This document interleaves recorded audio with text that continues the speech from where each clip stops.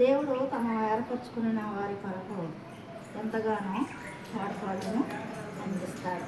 ఆయన బిడ్డల కొరకు ఆయన తోడ్పాటును అందించి ఆ విధముగా ఆశీర్వదించి వారిని పరిస్థితులలో స్థిరముగా ఉండాలని ఆశపడతాడు. ఎట్లాంటి పరిస్థితుల్లోనే సరే స్థిరముగా ఉండాలని తండ్రి అయిన దేవుడు మరి వారి బిడ్డలను కాపాడుటకు సమర్థుడు.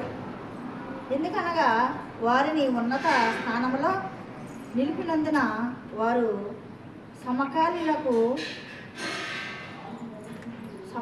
వారిని ద్వేషిస్తారు. ఎందుకంటే ఉన్నత పరిస్థితిలో ఉన్నారు కాబట్టి ద్వేషించిన, కోపించిన, వారిని సిగ్గుపరిచిన వారి ఎదుట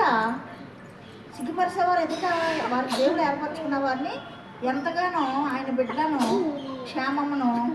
క్షేమమిచ్చి వారి విశ్వాసమందు స్థిరపరిచినట్లు పరిస్థితులను చక్కపరుస్తాడు. ఎందుకంటే ఆయన ఏర్పరచుకున్నాడు కాబట్టి పాప వల్లే కాపాడుతాడు. ఆయన ఏర్పరచుకున్న బిడ్డలను పాప వల్లే కాపాడి నడిపిస్తాడు. ఆదరించే ప్రభువు యేసుక్రీస్తు. కాబట్టి ద్వేషించేవారు గుండెలు ద్వేషించేవారు దండెత్తిన ఆశ్చర్య కార్యాలు చేస్తాడు. ఆయన ఏర్పరచుకున్న బిడ్డల పట్ల మన కుడి చేతిని పట్టుకొని మనలను నడిపించే దేవుడు. కాబట్టి భయపడకపోయిన నీకు సదాకాలము సహాయం చేయిస్తున్న దేవుడను, నిన్ను విడువను ఎడబాయను, నిన్ను ఏర్పరచుకొని నిన్ను విమోచించాను, రక్షించాను.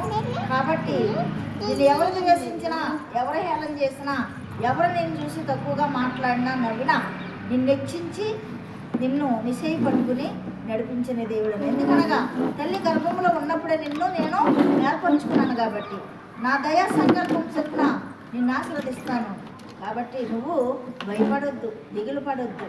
నిన్ను ధైర్యపరిచే దేవుడను, ఆదరించే దేవుడను, ఆదుకునే దేవుడను ఏర్పరచుకున్నాను. కాబట్టి ఆ దేవుడు నీకు ఎల్లప్పుడూ కనుపాప వల్లే కాపాడి కన్న తల్లి వల్లే, కన్న తండ్రి వల్లే ఆదరించి ఆదుకుంటున్నాను. కాబట్టి నువ్వు దిగులు పడక ధైర్యం కలిగి జీవించు.